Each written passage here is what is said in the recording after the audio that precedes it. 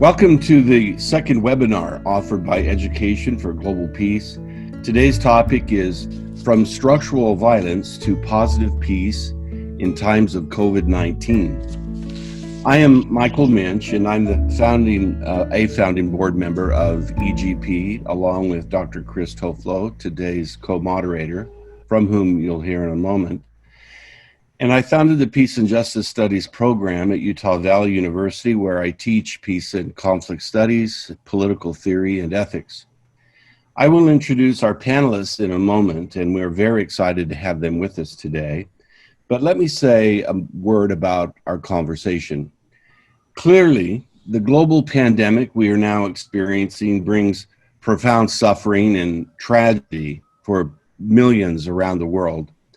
But the question for us today is, does it also present to us information and opportunity whereby we can see ways to build new structures and systems and cultural norms so that we are better prepared to face a global challenge in the future, or perhaps other challenges we face already?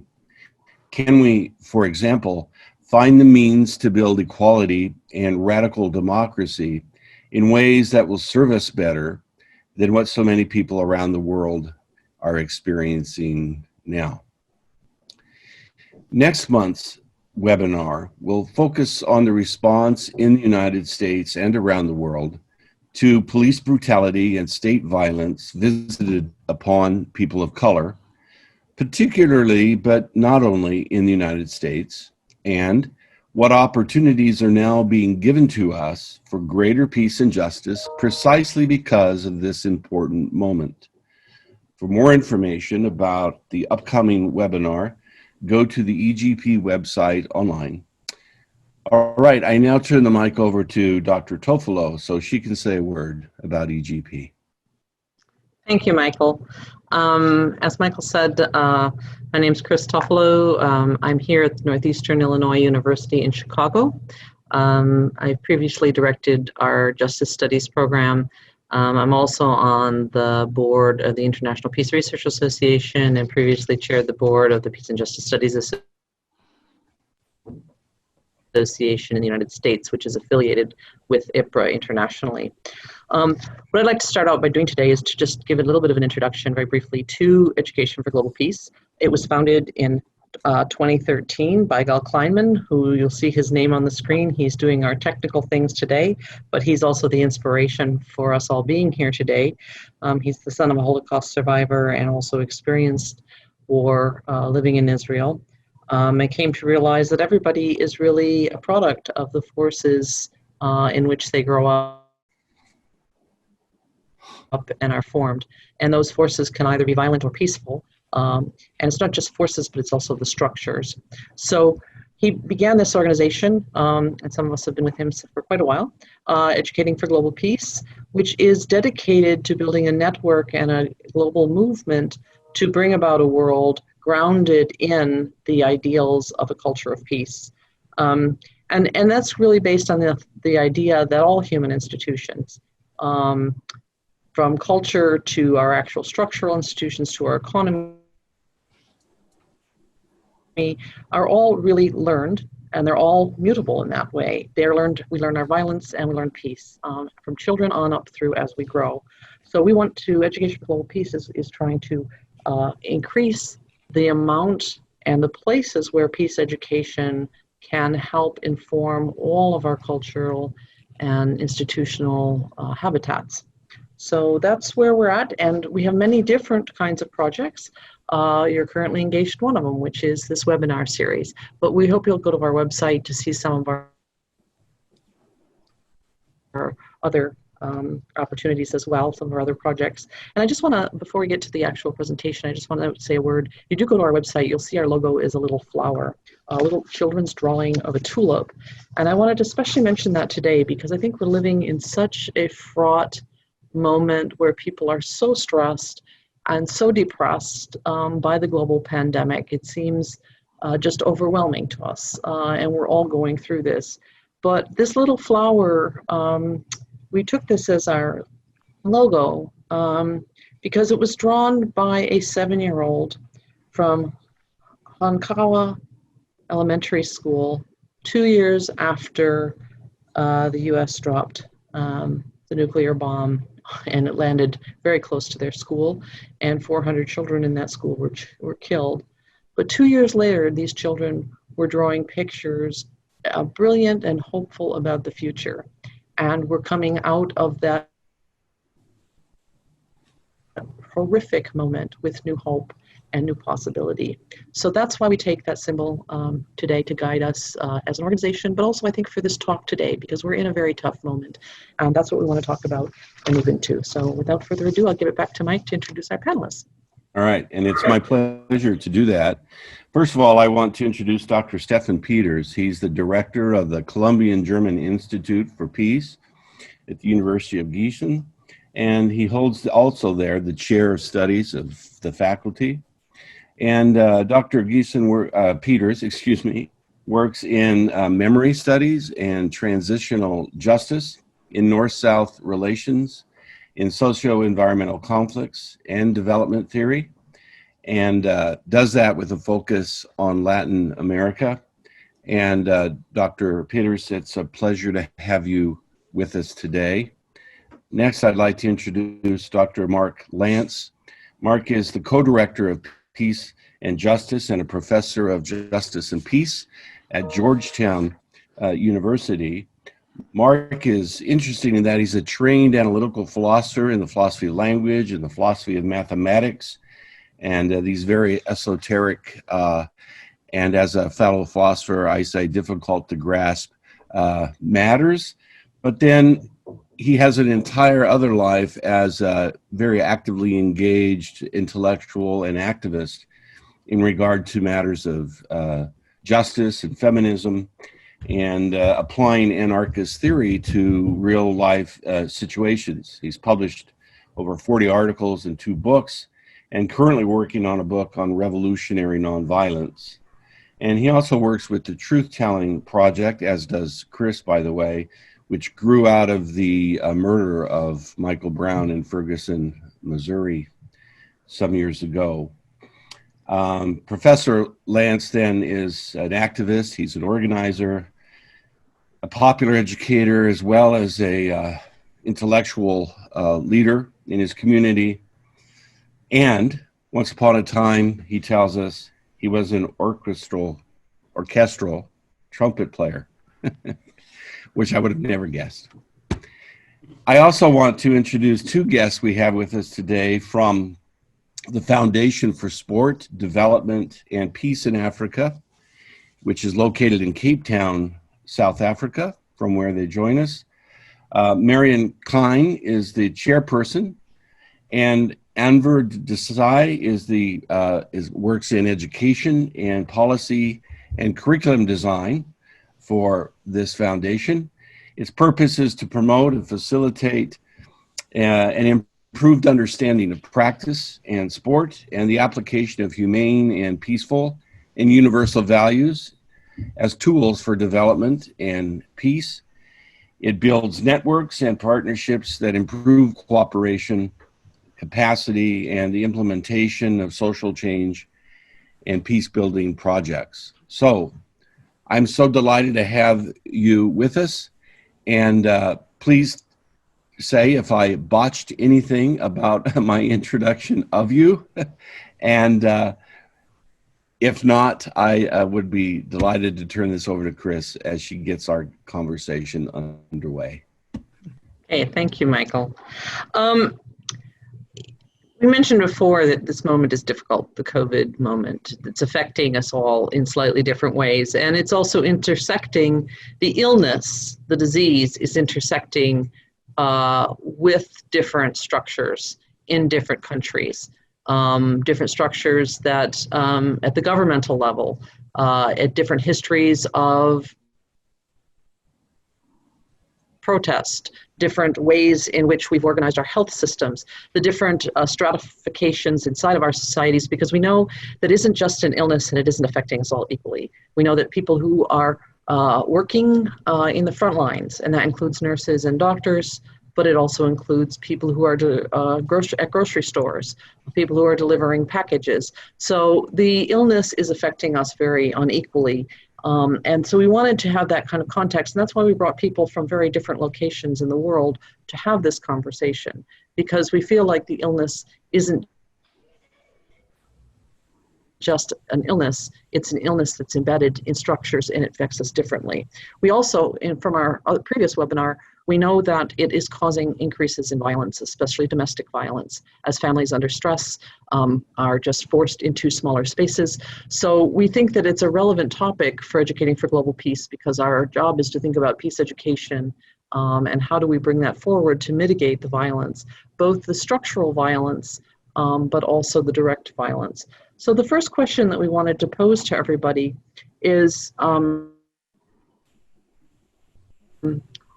given those facts, how does this current COVID moment open up new horizons to advance our understandings of the importance of structural and distributive justice and its links to peace? And I'll open up the floor for anybody who'd like to take that question on first.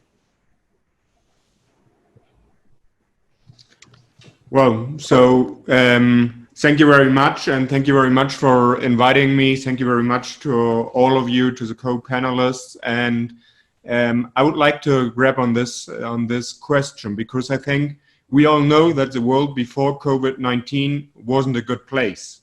We had a lot of problems.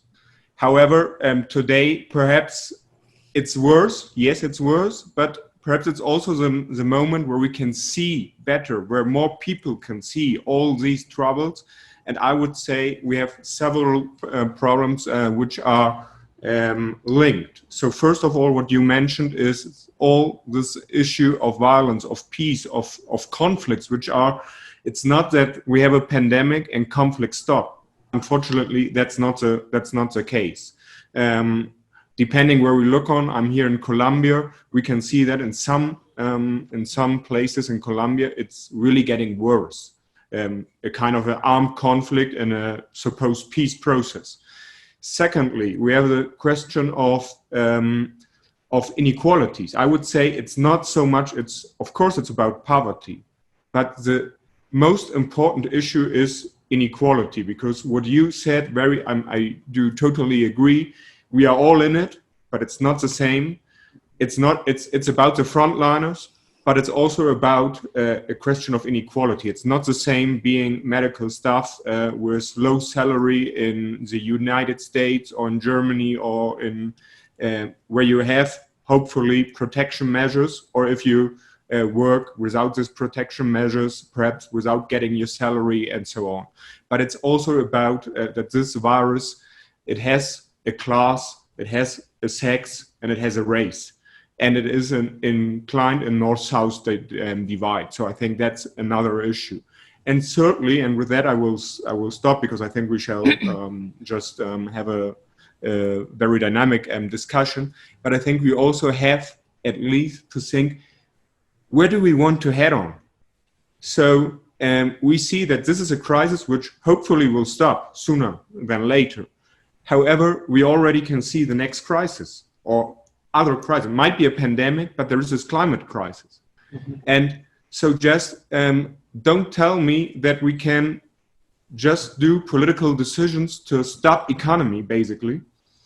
And we can see that's really possible. We have possibility to change. So please don't tell me that we cannot do anything against climate change, which will be the next issue. Which of course also has implications according to social inequalities. Climate change is not that democratic as they wanted us to understand that smog is democratic. Of course it's not. It is always this social inequality issue. Yes, I would like to, yes, thank you, Stefan. Thank you very much for having me on the panel. I would like to agree with Stefan that we had these conflicts before, and we have now added conflicts. The conflicts that we had before COVID-19 were not resolved at all. So we have to spend time, like climate change and pollution and whatever other inequalities, to look at that. But what COVID has done, it's highlighted and underscored all these kind of inequalities. Let's take the landscape that has changed completely in education in South Africa. For example, post 1994, we're supposed to have equality, where the playing fields were leveled and all education was supposed to be equal.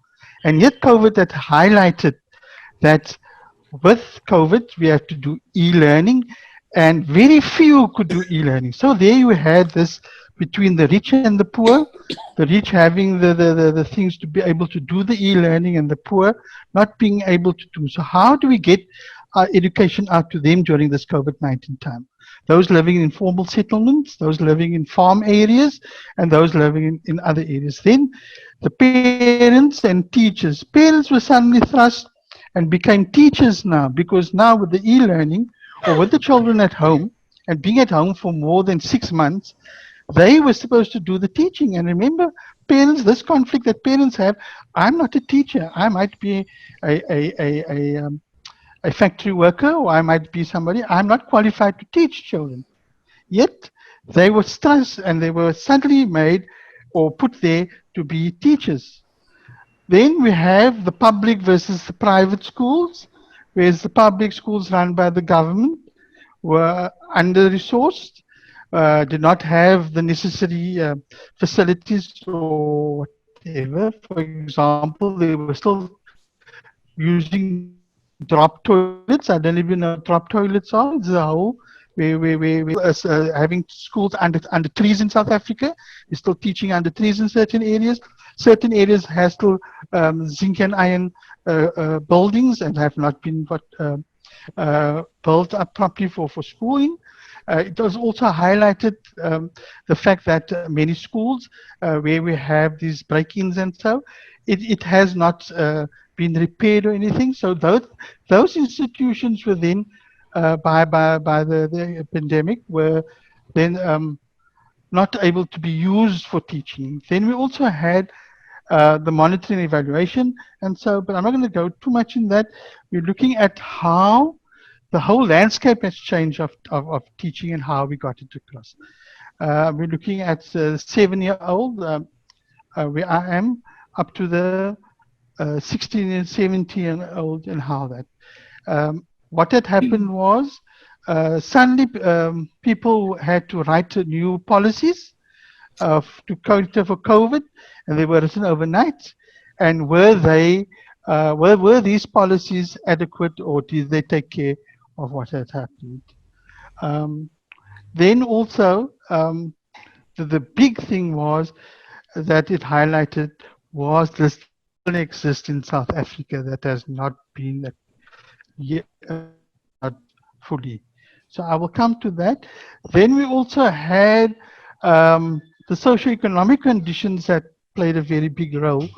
And then people found that there was no adequate housing. They wanted people to social distance in the informal settlements, where it was a one-room zinc and iron structure. How do you social distance in a structure like that, which is in most cases 3 meters by 3 meters, and you have 4 or 5 people living in that structure? Then there's no adequate running water for the people. There's no adequate sanitation and no adequate facilities for them to relieve themselves and to take the basic. So those are the kind of tensions that we have had.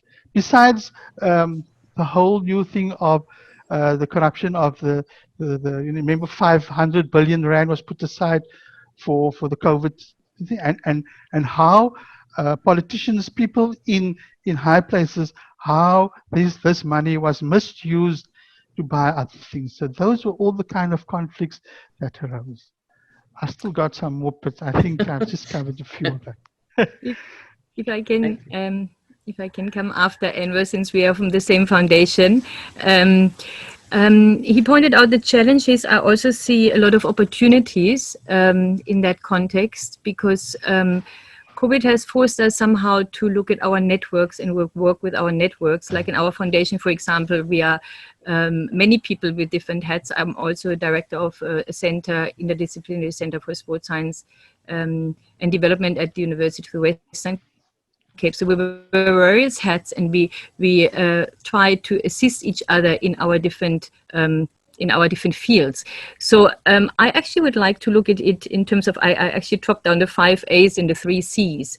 So I think what has COVID done, he has created an awareness that how we're going at the moment is not working. Yes, we have sustainable development goals and the United Nations development agenda, but it looks nice on paper, but what does it really mean?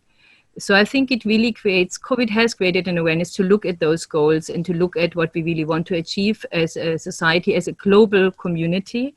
It highlights the question of access, which is my second A, which Enver pointed out: access to health, access to housing, access to services that, mental health services, for example. Now we see a lot of people going to psychologists, others cannot even afford to get out of their houses or shacks. The question of accountability, which is actually your values question. Where do we stand? And peace education comes in there very big. The question of allocation, for example, food that was highlighted before, food parcels in communities, in poor communities. And then my last A is the answers, because we do not have the answers, and we can only do that when we work together.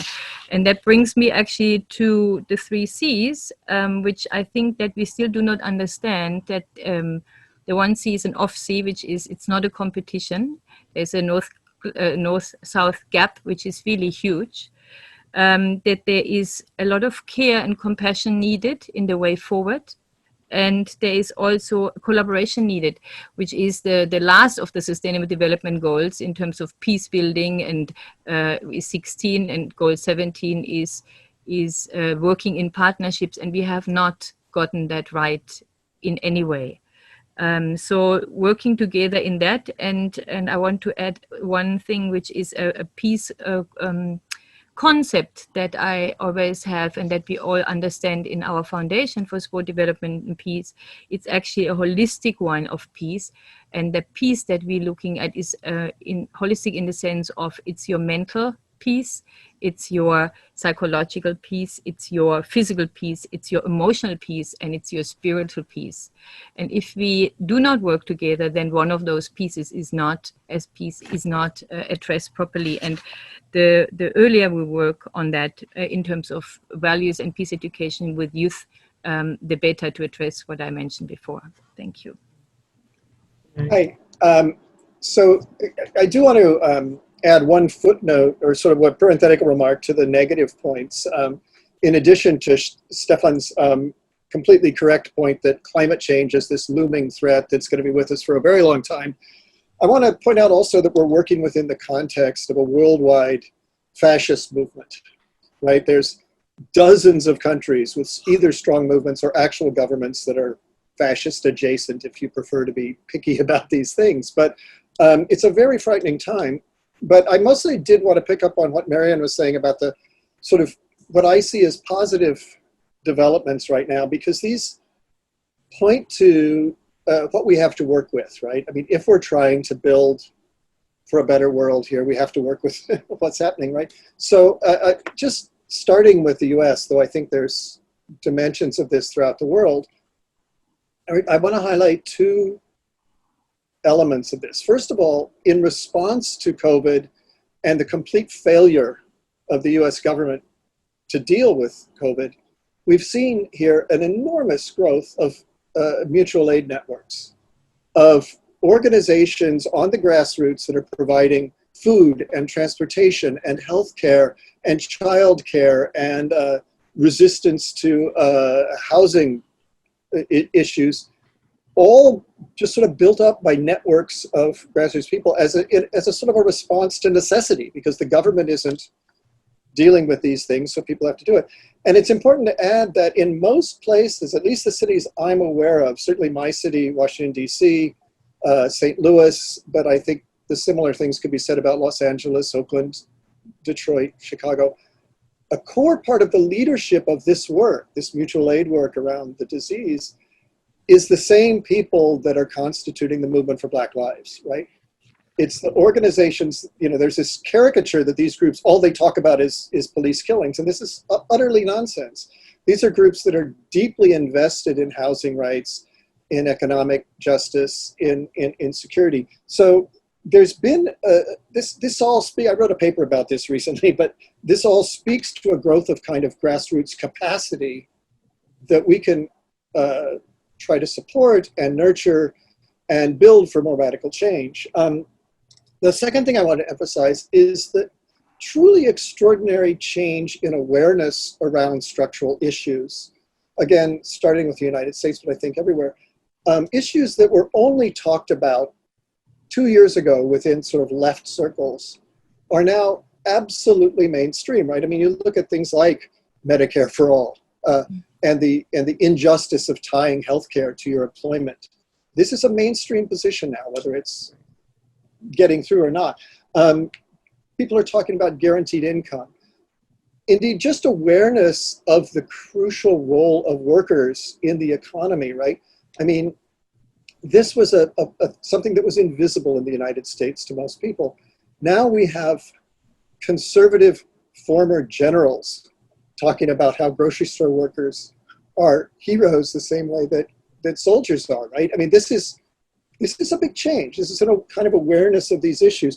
We see people talking about unions and general strikes in the United States, things that this country hasn't seen in many, many decades. So I think there's an opening there to make issues of very fundamental structural change visible to a much larger part of the population, and at the same time, a growth in grassroots capacity that makes possible a kind of push for this. It's not at all to say that it's all going to work out. I mean, I think we're at a terribly fragile time that this country could absolutely go straight out fascist, or it could improve. But I don't think we're not going to change. And of course, changes at the center of empire reverberate everywhere in the world. So I'll stop right there for now. But I do think there's a lot to work with at this moment in time.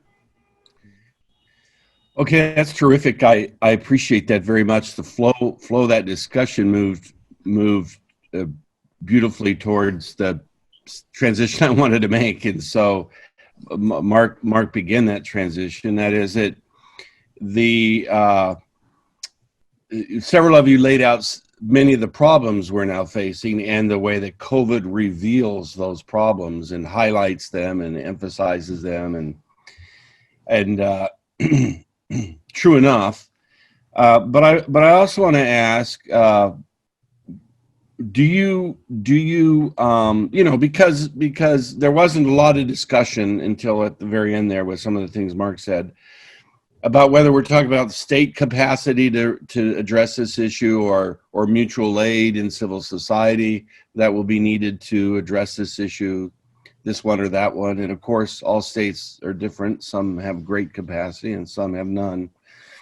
But it does raise the question of ways that communities at a grassroots level might address some of these problems that have been identified. And Mark began to get at that. And it makes me wonder if any of you can mention any particular places, events, organizations, what's going on in your experience with your knowledge, maybe in your own personal engagements, that is one form or another of mutual aid. And also if you might mention not only what should be done, but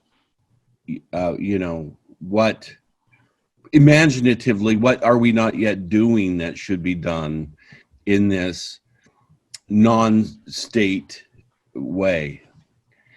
And I'll throw it back out to maybe we can start with Dr. Peters and then sort of make the same rotation.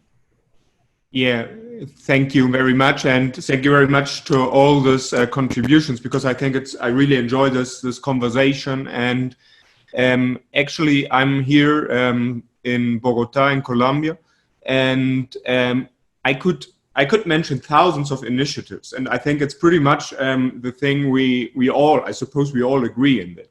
It's very much grassroots initiatives, sometimes more organized, sometimes more, because from in this situation, seeing that there are huge problems and just trying to do something, and that's really impressive. However, and now is my, and there I want not so much to contradict to what Mark said, but perhaps point a little bit into another view.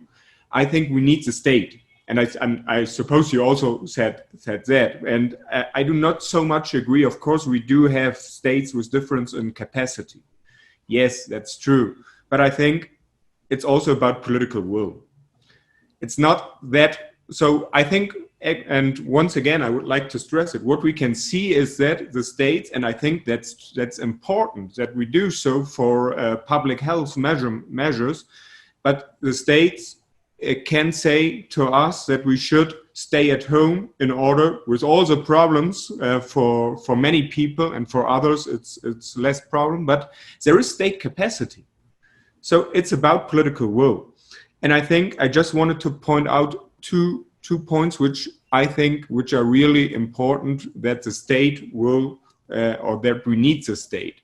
And the first thing is, it sounds like the most old-fashioned thing and the most unsexy thing in the world. It's a welfare state. I think we need a welfare state. That's nothing. It's something which I think is so normal. So having grown up in Europe in a welfare state which could improve and which should improve, but where we can see what is a welfare state, and going to Latin America, and to a lot of other parts of the world, one sees what does it mean if a welfare state is a welfare. Here is also, we do have welfare states, but welfare states which are for those who are in formal employment, so, and that means rather for the privileged. And the second one, yes, we have to talk about the poor and the impoverished, but let's not stop here. I think when we talk about inequality, let's look up. Let's look at the elites, and we can say if it's the 1%, I think perhaps we should look at the 5% or the 10%, and perhaps some of us are part of that. And we have to think about tax systems. We need money. And there is a lot of money. It's not, Colombia, for example, isn't a poor country. It's a very, very unequal society, but it's not poor. And I think the same is true for South Africa, without knowing too much about South Africa. So there are people who really do have companies and so on. So let's start to tax. Let's start to have a tax system which really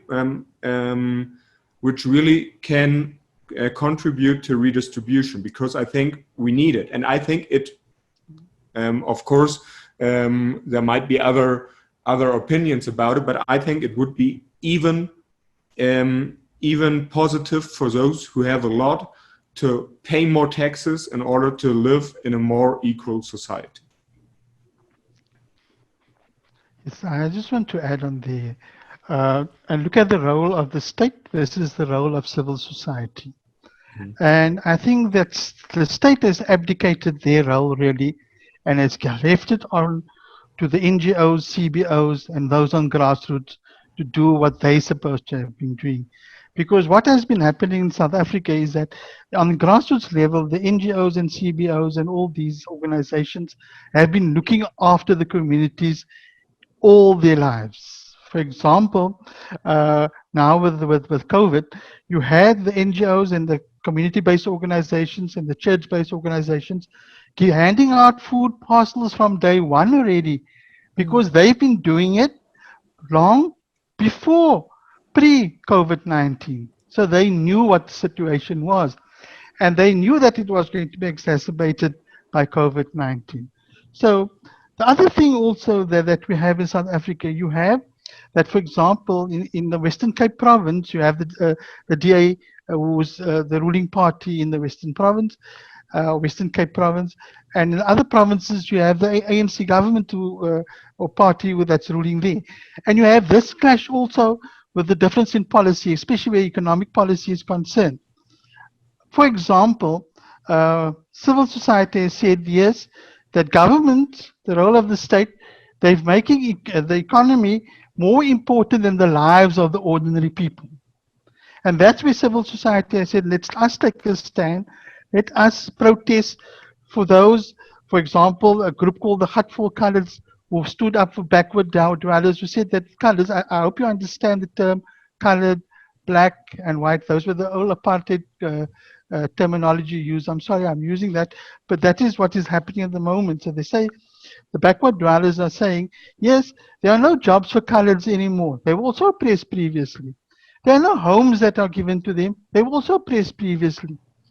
There are no, how can I say, handouts or food parcels. It only goes to the black community.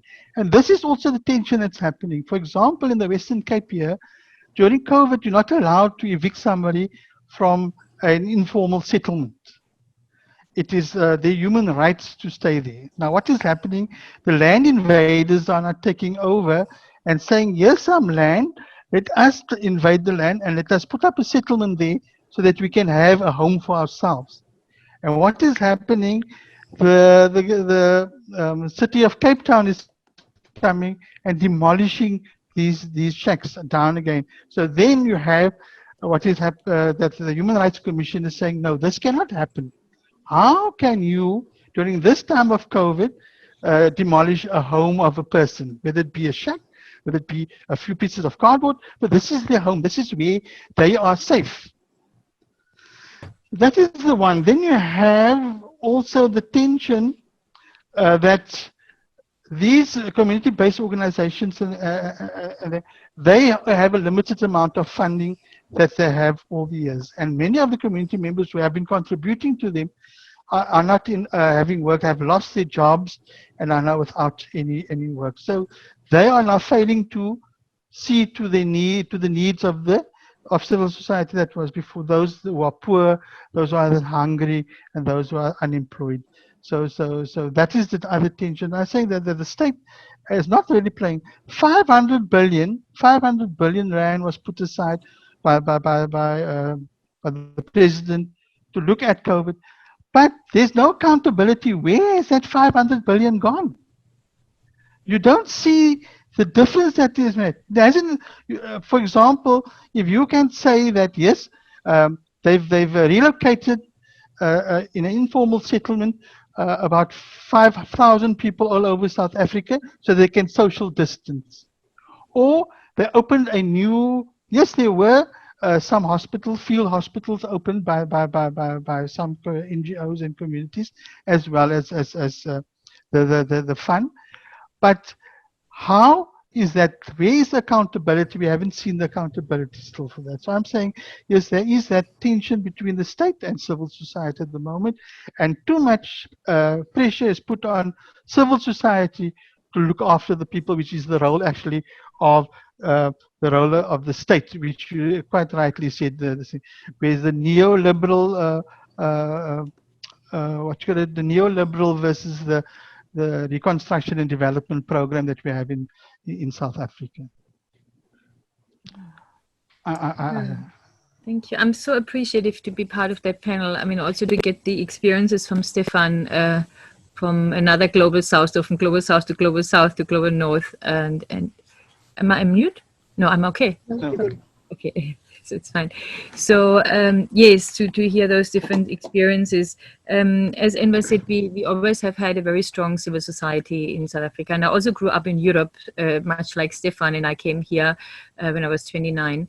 And so knowing both worlds in terms of the welfare state and a society in transition, like I would like to call South Africa, and very much avant-garde when it comes now to COVID, how it was handled by the head of state in comparison maybe also to other countries.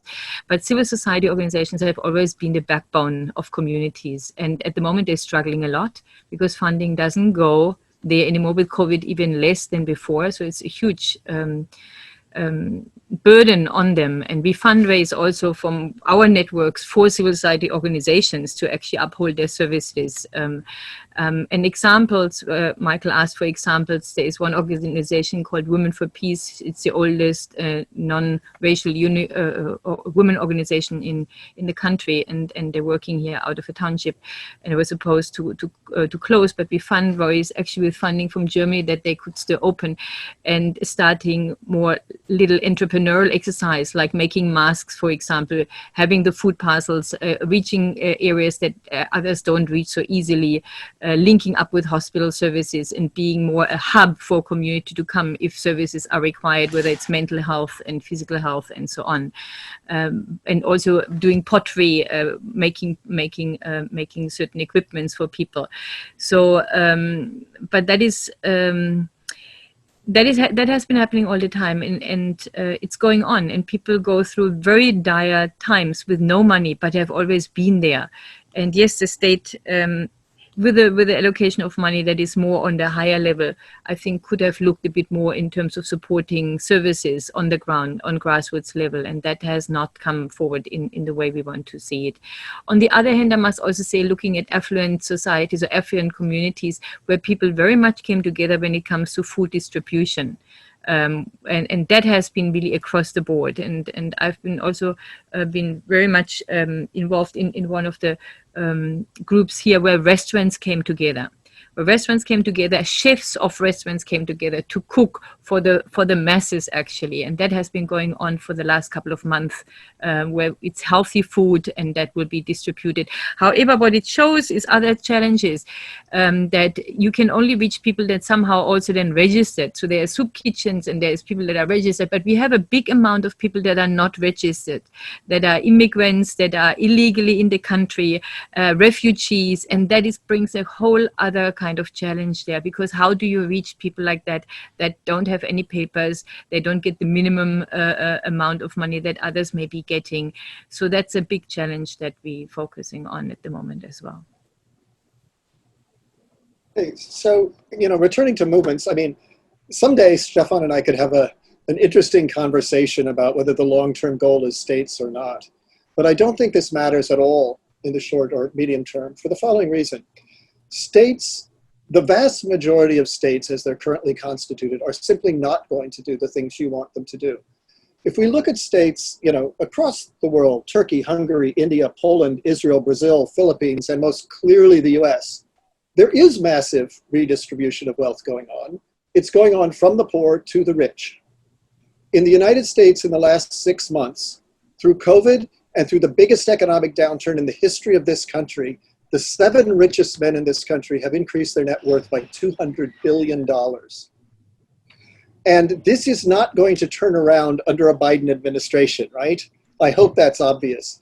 The leadership of the Democratic Party saw to it that the 2 candidates who made fairly modest proposals to turn this sort of thing around were defeated.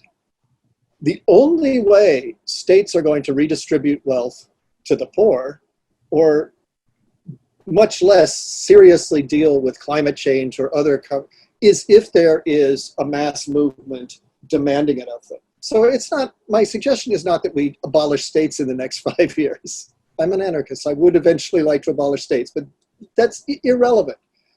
We absolutely must, it's a matter of survival in my view, that we build strong grassroots movements that will pressure whoever is in power to make them do things, because at this point, it's not just that they're not doing the right things, they are working in the opposite direction.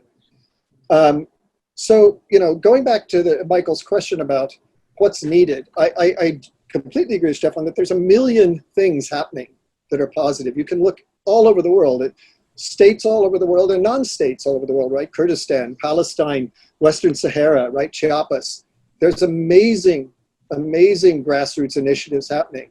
What we need is international unity across these, because so many of the problems, most obviously COVID, but the economic changes, climate change, these are global problems, right? These are not problems that can be fixed in one locality. And so we need the kind of unity across our movements. And there's networks calling for this, right? We've got the Eco-Socialist International. We have World Social Movement People's Assemblies. We have various kinds of isolated outreach from movements in different parts of the world working together. Been some fairly nice, fairly exciting initiatives recently coming out from the Latin American Peace Research Council. There's people tentatively reaching out for one another, trying to find global grassroots connections right now. But these things are essential if we're going to up the level of power of these groups, give them the ability to protect one another when states try to pick them off locally, right? I mean, and believe me, this is happening, right? I mean, in responding to the movement for Black Lives, Joe Biden recently said, oh, it's quite terrible that President Trump is sending Homeland Security to arrest peaceful protesters. But he said, you know, those anarchists and those violent people, well, those people should be locked up. He also said at another time that, you know, we don't need to shoot people in the head, we should shoot them in the leg. Right? This is what passes for liberal left discourse in US mainstream state politics. And again, that list of countries I gave you, we're not unique in this. We're quite bad, but we're not uniquely bad. In the face of that, in the face of clear stated intentions by the states to pick off the radical elements, the elements calling for structural change as opposed to merely superficial change, we have to support one another. We have to support each other. When students in South Africa demand a decolonizing of the curriculum, we have to find ways to support that. Yes. And likewise, when Black folks in the US call for more than just body cameras, call for fundamental transformations of the relation between police and society, the international community has to find ways to support that. So to my mind, that is the core question that confronts us right now at this moment in history, is how do we build international solidarity across localized struggles and, you know, in the words of the IWW, build a new world in the shell of the old, or in the word of the Zapatistas, a world in which many worlds can exist. That's our challenge, and that's what I think we have to work on. If I could just add something. So I think we agree more than, or we basically agree, and it would be nice to have this talk in some moment. And I think it's really important also to stress, I suppose, without knowing too much about the US, that Biden would be the less lunatic version, but at least, and it would be perhaps an improvement, but of course it's not the solution. But of course we have to yeah. elect Biden, that's obvious. But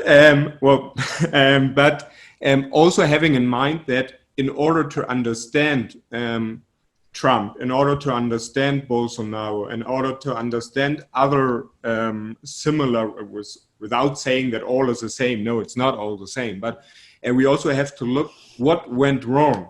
What went wrong just with this, well, we could say center of left or perhaps liberal or whatever, what went wrong. And I think, and I'm a little bit monothematic here, that they talked about so much issues, and yeah, but it were these like feel-good issues, but not so much about what happens with social inequalities. And another issue I totally agree with, that of course we need movement in order to push states or to push politicians to change.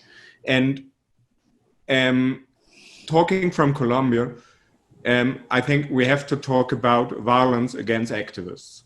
Violence against activists as the same what happens in the US, what happens in Germany, what happens in other parts, but in Colombia, also a violence which is killing social activists.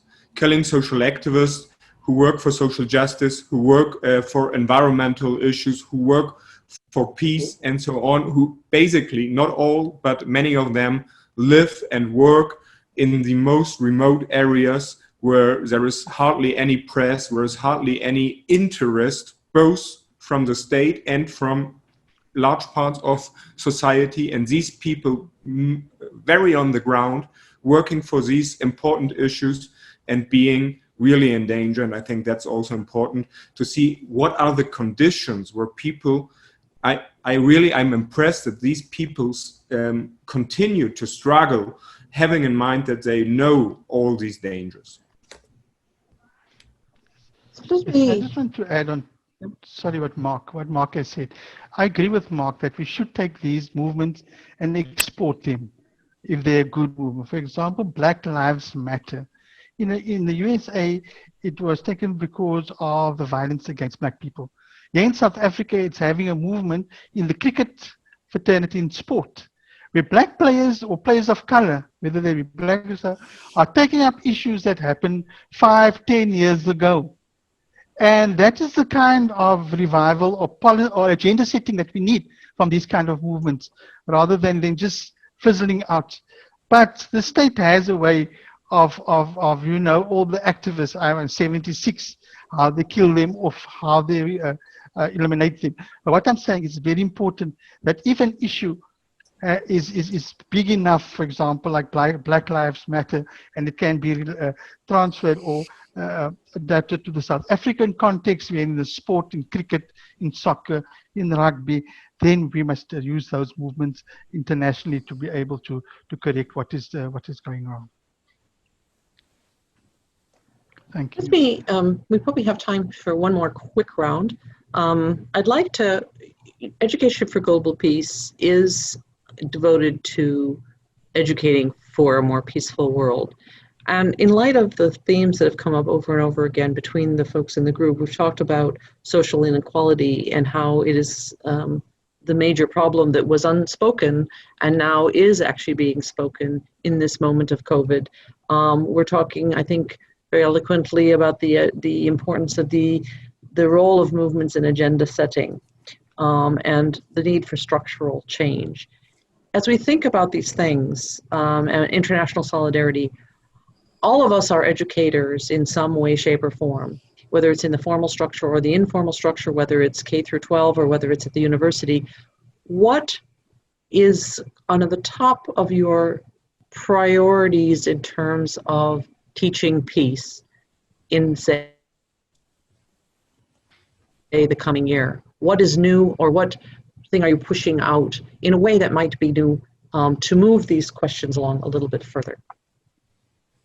Stephanie, do you want to start? We'll just do the circle. We've got about 10 minutes left, so everybody can take a little bit of time. Yeah. So the hardest question, what can we really do? And I think, yes, we can do a lot of things. And I think it's just trying to teach in a way, first of all, putting these issues so that, of course, we cannot do, now I'm teaching at the university, we cannot do all the curriculum and all the courses on COVID, no.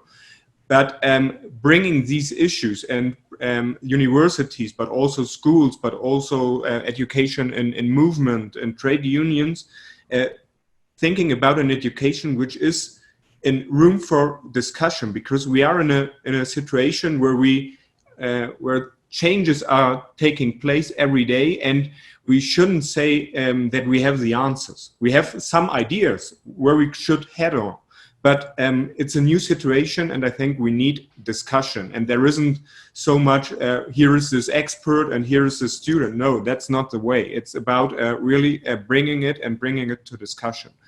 The other issue is also, and I think Anwar talked about that before, this huge challenges for education in this time. And I think we also, yes, education does make a difference, but we also have to look at the limits of education. Can we really reach people now? Can we really organize these kind of courses of discussions? And last but not least, and that's perhaps for universities, and actually I'm impressed what happens in universities in Colombia, comparing it with German universities. But I think we can do much more in this line, is going outside of the classroom, inviting people from other parts of society, and especially in the peace process, with all the problems we have in this peace process here. But I think there is still the opportunity that the country gets to know each other, and that people from universities can also, or have to go to other parts, and that other parts have to go into the university, perhaps much more important, bringing education and help or access to education in these different areas to all people. And I think if we cannot manage, if that's a precondition, of course, but it continues to be very important. Enver, Yes, can I go next? I'm just worried about Yes. the cut. Thank you so No much. problem. I will be cut out in a moment. Thank you, Enver.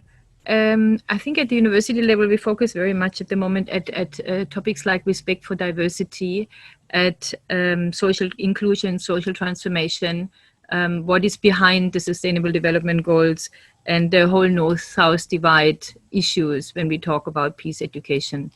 And in our foundation, we use very much sport as a tool for development and peace, especially with the youth. And that goes from mentoring to social entrepreneurship in the field to values education. And I think one of the focus areas is really values education.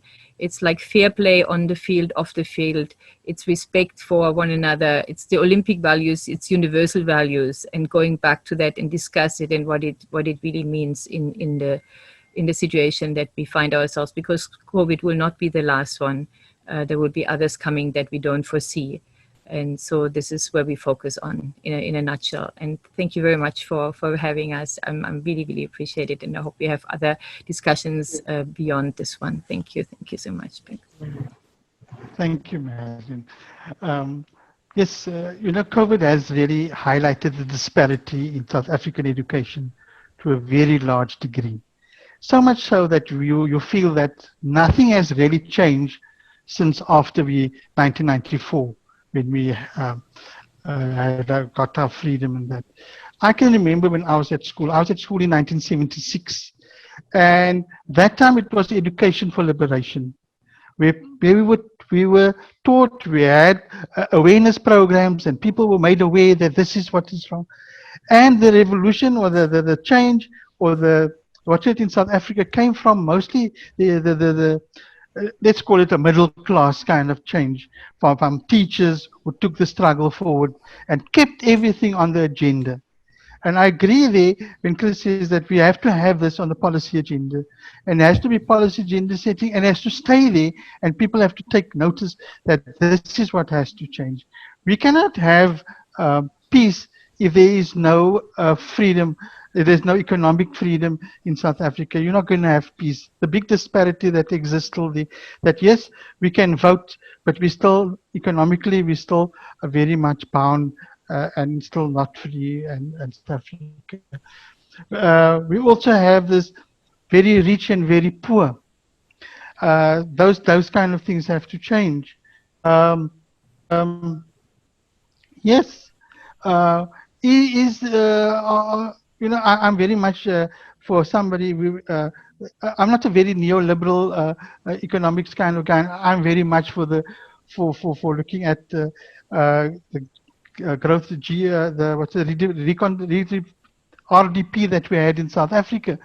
But what neoliberalism has done to economies and whatever, it looks South Africa is going back to the World Bank and IMF to borrow money for COVID and putting them further in debt, and how much they're going to pay every month and impoverish us further just by paying off the interest of that debt.